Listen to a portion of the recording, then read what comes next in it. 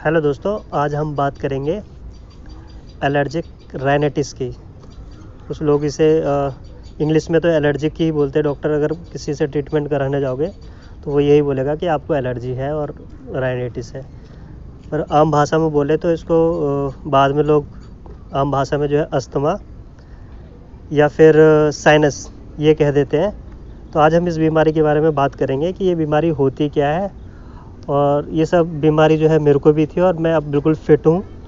तो मैंने किस तरीके का ट्रीटमेंट लिया और कहाँ से लिया, क्या प्रिकॉशंस लिए, और ये सब चीज़ें हम डिस्कस करेंगे आज। तो सबसे पहले तो मैं इसके सिम्टम के बारे में बता देता हूँ कि एक पेशेंट को क्या क्या दिक्कतें होती हैं।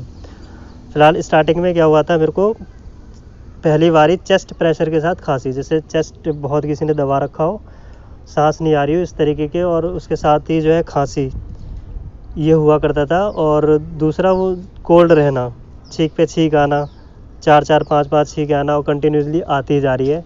नाक बहना है ना, पानी निकलना उसमें से, आंखें लाल हो जाना, और इस तरीके की जो है ये सब चीज़ें होती थी, जिससे किसी को भी होगी बहुत ही डिस्टर्बेंस होगा, आप किसी भी काम पे जो है कंसंट्रेट नहीं कर पाओगे। तो ये सब चीज़ें स्टार्टिंग में होती थी। तो सबसे पहले मैंने डॉक्टर को दिखाया इसके बारे में। लोकली डॉक्टर जो होते हैं गली मोहल्लों में, पहले उनको दिखाया। तो एज़ यूजली उन्हें चीज़ें समझ में तो आई नहीं, तो नॉर्मली खांसी की जो है दवाई दे दी। तो खाने के बाद जो वो एक दिन जो है ठीक रहा, अगले दिन जो है फिर वही सारी दिक्कतें।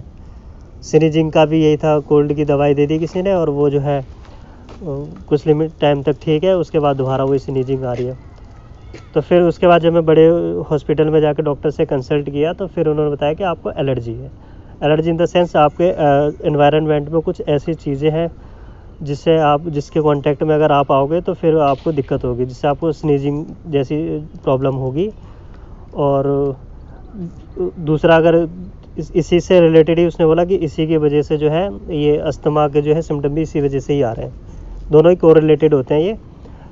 फिर धीरे धीरे जो है मैंने इसका आयुर्वेदिक में भी जो है इलाज कराने की कोशिश की, बट आपको पता है कि वो लॉन्ग टर्म होता है। अगर बहुत अच्छे से आप अगर उन चीज़ों को फॉलो कर पाते हो, डॉक्टर आयुर्वेदिक के अंदर तो यही होता है, थोड़ा लॉन्ग टर्म रहेगा। और जो वो कहेंगे कि रूल्स ये फॉलो करने हैं, ये चीज़ें खानी है और ये चीज़ें नहीं खानी है, अगर इन चीज़ों का अगर आप कर पाते हो तो हो सकता है उसमें रिज़ल्ट मिले। मैंने 6 महीने या 7 महीने के करीब मैंने खाई, और उन्होंने इस तरीके के जो मेरे को चीज़ें बताई मैंने वो फॉलो भी किया, और कहीं ना कहीं मुझे आराम मिल रहा था। ऐसा नहीं था कि मेरे को आराम नहीं मिल रहा, लेकिन कहते हैं ना वो परमानेंट जो है सॉल्यूशन वो नहीं मिला।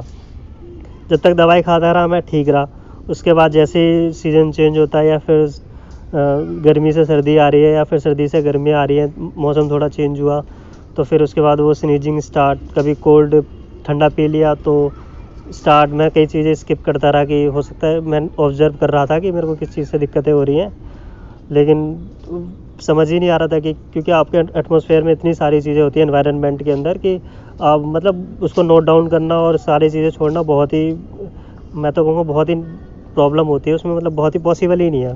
फिर मैंने इस चीज़ के लिए फिर एलोपैथी के अंदर गया। वहाँ पे डॉक्टरों ने जो है देखा और कुछ टेस्ट वगैरह किए, तो जिसमें मेरे को वो किस किस चीज़ से जो रिलेटेड, मतलब किस उन जब टेस्ट वगैरह करते हैं तो कुछ लिमिटेड चीज़ों का ही वो पता लगा सकते हैं कि हाँ भाई इन चीज़ों से आपको दिक्कत हो सकती है। मतलब कहने का मतलब है जैसे कि किसी को रोटी खाने से, मतलब गेहूं की चीज़ खाने से, या फिर किसी को जो है ठंडा पानी पीने से, कुछ वेजिटेबल से, ऐसे कुछ मतलब पर्टिकुलर और लिमिटेड ही है जिस चीज़ का वो मतलब अपने टेस्ट के अंदर पता कर सकते हैं। तो जब वो सारी चीज़ें टेस्ट हुए तो वो सारी चीज़ें नॉर्मल आई। उसके अंदर कुछ आया ही नहीं कि हाँ ओके आप ये सारी चीज़ें खा सकते हो, पी सकते हो, इन चीज़ों से तो कोई दिक्कत है नहीं। लेकिन कई सारी चीज़ें होती हैं ना, जैसे सनरेज, गर्मी पड़ रही है, या फिर टेम्परेचर चेंज हो रहा है, बहुत सारी चीज़ें हम ऑब्ज़र्व नहीं कर पाते। तो डॉक्टरों ने तो ये कह दिया कि भाई ये दवाई खानी है आपने। और मतलब पहले मैं मेडिसिन्स, जो डॉक्टर होते हैं ना मेडिसिन्स वाले, उन्होंने ही मेरी बॉडी को चेक किया और वो अपना जो प्रिस्क्राइब किया उन्होंने दवाई वगैरह, वो मैंने उनको फॉलो की, ठीक भी रहा। स्टार्टिंग में ये होता था कि कम डोज ले रहे हैं और आप मतलब 1 हफ्ते ठीक रह रहे हो, फिर वो क्या होता है फ्रीक्वेंसी बढ़ती रहती है। मतलब पहले जो आप दवाई खाने के बाद 1 हफ्ते ठीक रह रहे थे, वो धीरे धीरे जो है अब आप दवाई खाने के बाद 2 या 3 दिन ही ठीक रह पाओगे। फिर ऐसा भी होता था कि आपने दवाई सुबह खाई है और शाम होते होते फिर आपको दिक्कतें हो गई हैं, कुछ इस तरीके की भी होता है।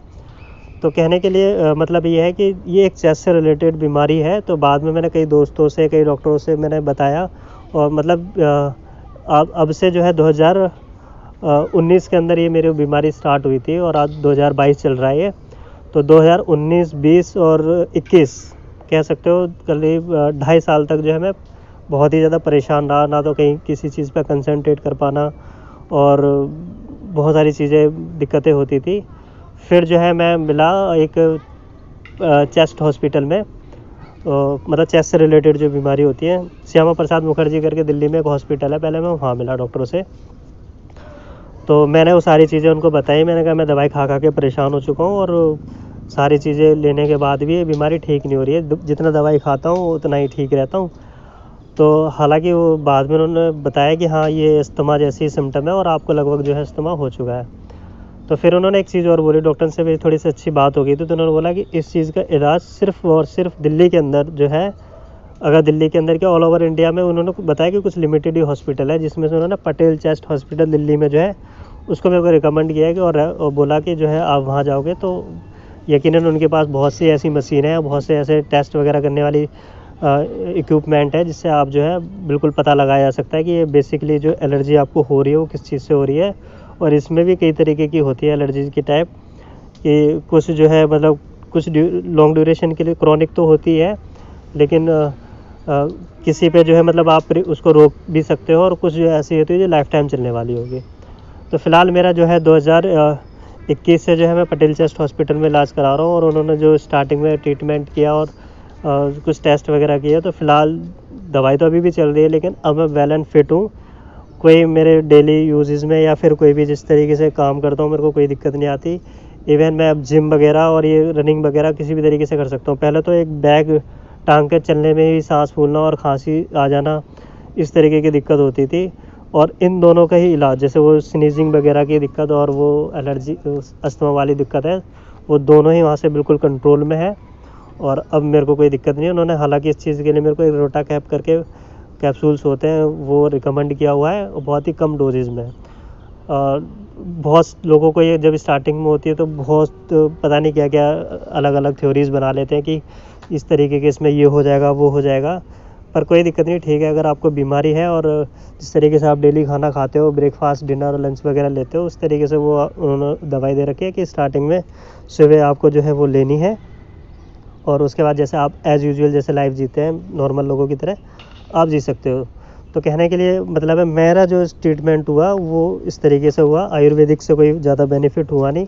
हालांकि लास्ट में मैं एलोपैथी पे आया हूँ, और कई डॉक्टर ने मेरे को किया कि अगर आप इसमें योगा करोगे ना तो ये बहुत बेनिफिशियल रहेगा, पर कई होता है कि टाइम नहीं हो पाता, लेकिन अगर आप योगा भी अगर रेगुलर करोगे ना तो बड़े ईजिली जो है ये धीरे धीरे आपकी बीमारी ख़त्म हो सकती है। Thank you.